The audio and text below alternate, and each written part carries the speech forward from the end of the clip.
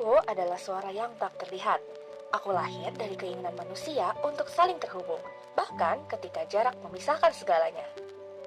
Pada tahun 1896, aku lahir melalui eksperimen seorang ilmuwan bernama Guglielmo Marconi. Ini merupakan awal komunikasi nirkabel yang mengubah seluruh dunia. Pada tahun 1920-an, aku menjadi simbol media massa yang merevolusi budaya loh.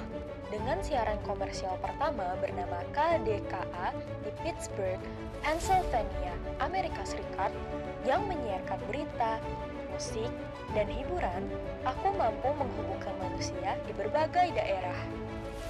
Seiring berjalannya waktu, aku pun berubah. Tahun 1907 jadi titik penting buatku. Lewat BBC di Inggris, aku nggak cuma hadir sebagai hiburan. Aku mulai punya peran baru yang mendidik, menyampaikan informasi yang jujur, dan melayani masyarakat. Bisa dibilang inilah awal konsep public service broadcasting. Di era ini, namaku makin dikenal dan peranku makin berani. Setelah aku belajar melayani publik melalui BBC di Inggris, perjalananku pun berlanjut. Aku pun akhirnya hadir untuk pertama kalinya di Indonesia.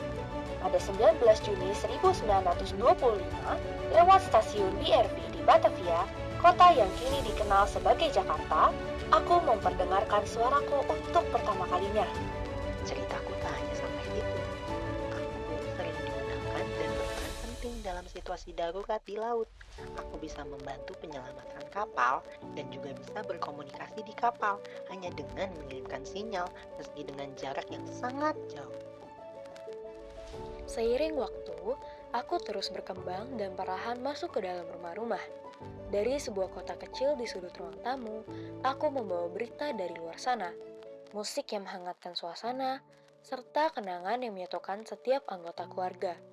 Di tengah rutinitas sehari-hari, suaraku hadir menemani pagi, siang, hingga malam menjadi bagian dari kebersamaan dan cerita hidup manusia.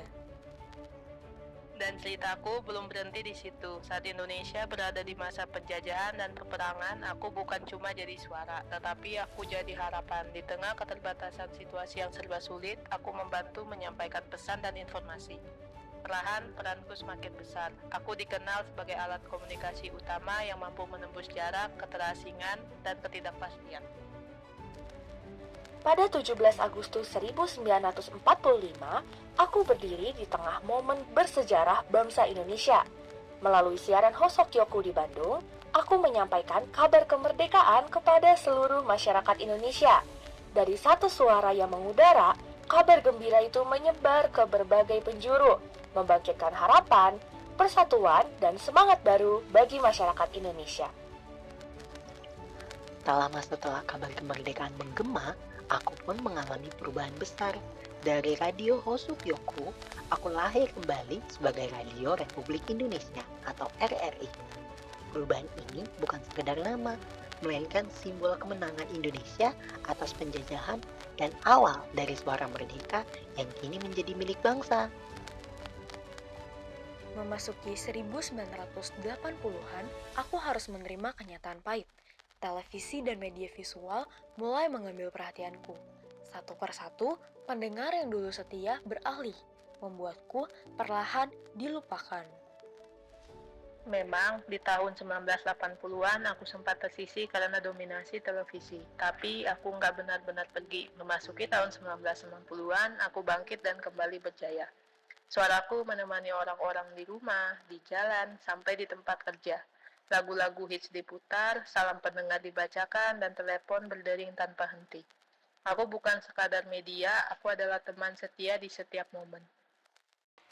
Karena perkembangan zaman dan teknologi, sejak tahun 2000-an, aku bisa beradaptasi melalui siaran digital, radio streaming, dan platform daring yang tak kalah dengan media yang lain loh.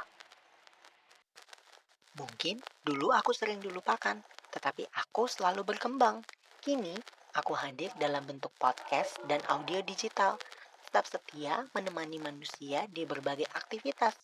Sejak tahun 2006, aku hadir dengan bentuk yang lebih kompak dan siap menemani manusia menjalani aktivitasnya dengan berbagai hiburan melalui salah satu platform yang paling sering digunakan oleh manusia, yaitu Spotify.